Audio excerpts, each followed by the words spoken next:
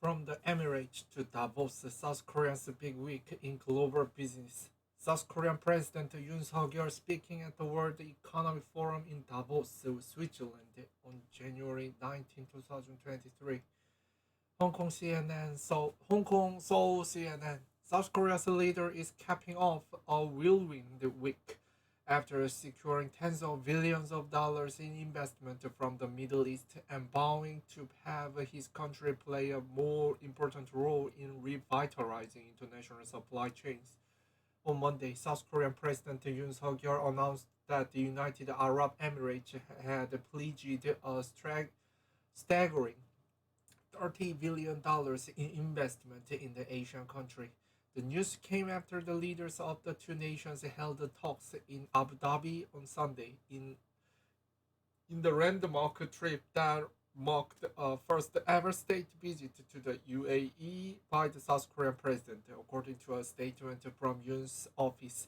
The investment aims to increase the cooperation in the fields of nuclear, hydrogen, and solar energy, as well as defense, along with the agreement to form a special strategic partnership at the highest level, the statement said. Yoon was joined in the region by the delegation of Korean tycoons, including the billionaire leaders of Samsung, Hyundai Motors, and SK Group. In total, representatives from the approximately 100 South Korean companies traveled with the president, according to his office.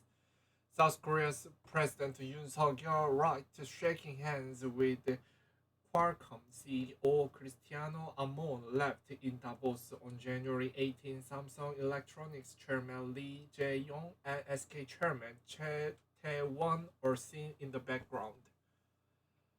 During the four-day visit, 2 dozen agreements worth $6.1 billion are covering nuclear power, defense, and green energy were signed by businesses from the two sides, according to the South Korean government.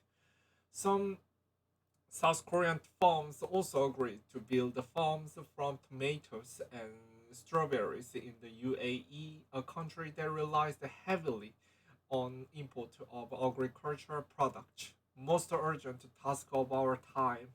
The flurry of deals came just days before Yoon addressed the World Economic Forum in Davos, Switzerland, where he discussed the importance of repairing global supply chains.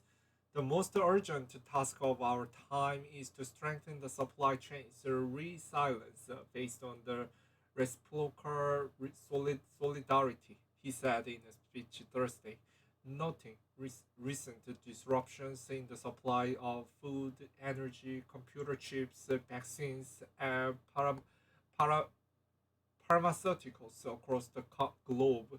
The pandemic, geopolitical conflict, the rivalry for technological hegemony, and the weakening multilateral trade system have led to the fragmentation of the global supply chain, causing it to reshape. Yoon continues, adding that the war in Ukraine had exacerbated the situation.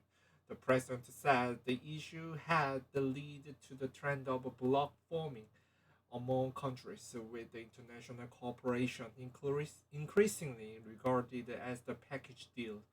Building up wars and intensifying the protectionism cannot be the right answer, Yoon added.